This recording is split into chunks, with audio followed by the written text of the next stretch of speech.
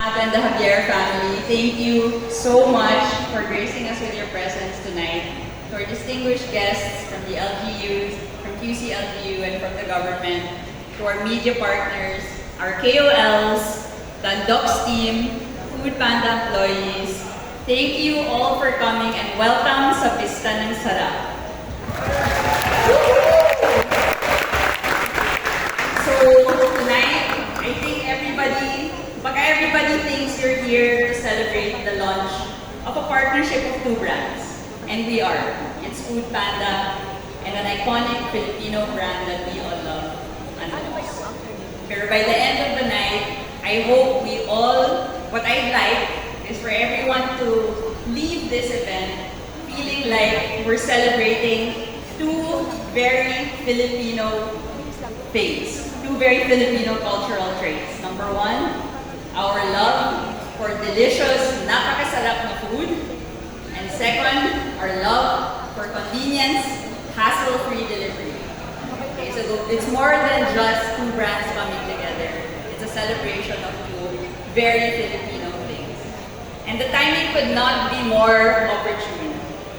Undocs is celebrating 40 years. Happy anniversary po sa Undocs. And congratulations.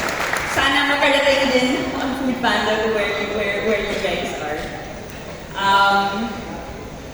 40 years doesn't happen by accident, right?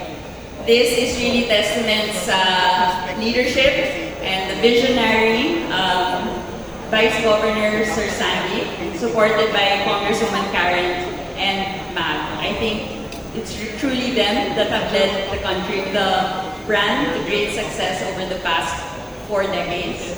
And most especially to the team in Undocs, na palaging handa, always ready to serve every store, every meal, every corner of the Philippines. So thank you po din sa Undocs team for your dedication and grit to making the brand truly great.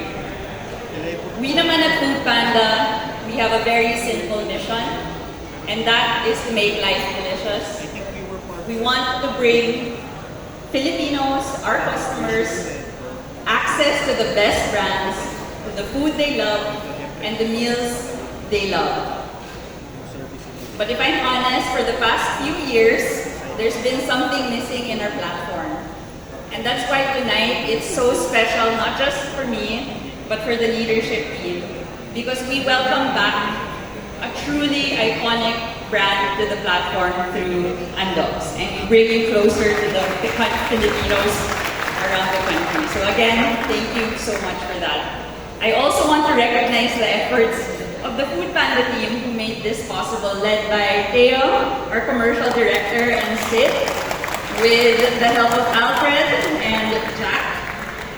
I think in the history of the whole Delivery Hero, ito yung fastest na onboarding of 500 branches that we have seen. So congratulations to the Food Panda and Undocs team.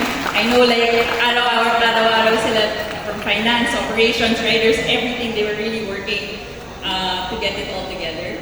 But what's more impressive is the launch. Kasi when we reviewed 3 days after go live, we were so pleased to see how amazing the operational metrics are. Super low fail rate, low cancellation rate. These are things we do not see with brands that come on board. And I think that's testament to the great teams that you have in the stores and you have in the branches. So thank you ulit sa entire Undocs team for really putting effort into the partnerships. We are so grateful.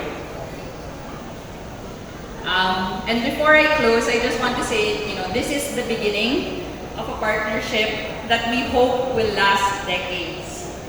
We have a lot of exciting things in store, not just deals and promos, but there's some special innovations, and later may surprise pakulo kami for Father's Day, which I hope everyone here will also talk about in the media for this coming weekend.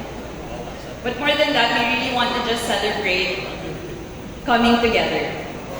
This brand is known, we've grown up for it for generations. It is part of our Sunday lunches, barkada hangouts. It's our go-to comfort food, and it's it's fed us for years. And we want to make sure that we can continue to bring this to every Filipino around the country. So again, it ties beautifully with, I think, the vision of Thais Doc, Sir Sandy, Congresswoman Karen, and Mav, to give Undoc, to make Undocs accessible to every Filipino around the country. So, welcome everyone again to Ang Pista ng Sarap. Thank you for coming and I hope you enjoy tonight.